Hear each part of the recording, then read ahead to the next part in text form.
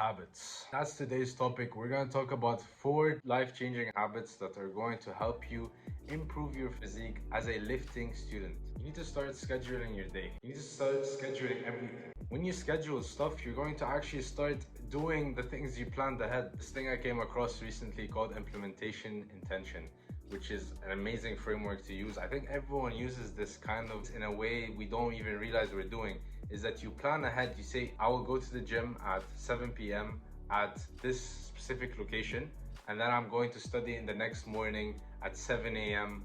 at this specific location. Those are called implementation intentions, and this comes from Atomic Habits by James Clear. Amazing point. And that is the essence of scheduling your time, planning ahead.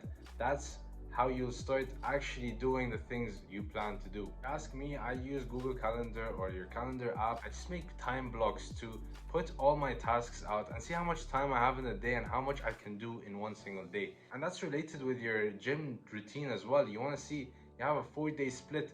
You're going to train for like 1 hour and a half.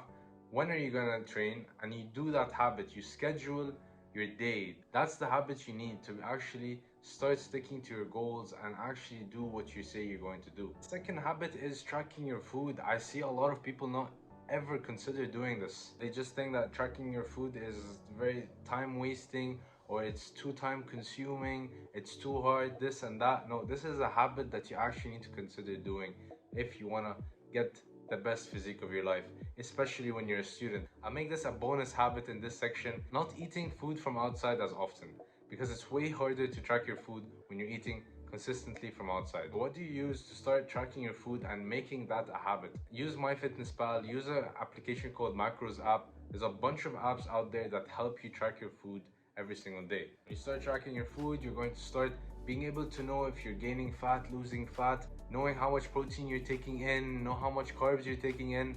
All of those are factors that help you know if you're gaining muscle or losing fat. So start making this a habit every single day. Now for our next habit is a bit contradictory. So I'm going to tell you now to start eating junk. This is funny. I'm right now in a mini cut and I use this during my mini cut. Remember that your whole life will never be a diet. A mini cut is a temporary thing. Losing fat is a temporary thing. And when you're bulking, it can also be a temporary thing. But when you start dieting to lose fat, it gets really hard to feel satisfaction throughout the day. This is why I recommend eating junk to help you sustain the consistency of eating healthy every single day. And the way to be able to eat junk every single day and not affect your progress is having 20% of your calories being junk food. And it needs to go through some rules as well.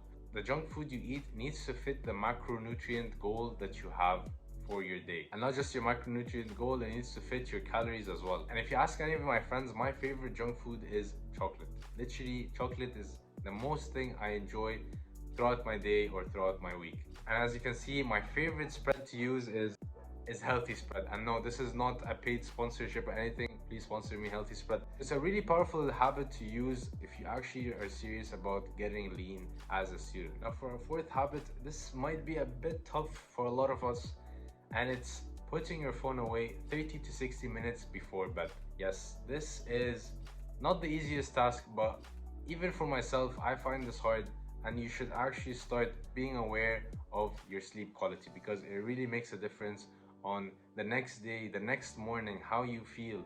And your decision making quality also decreases when your sleep quality is affected as well. So make sure a habit that you should be including is putting your phone away, getting some good night's sleep, spending some quality time with your family before you sleep, reading a book.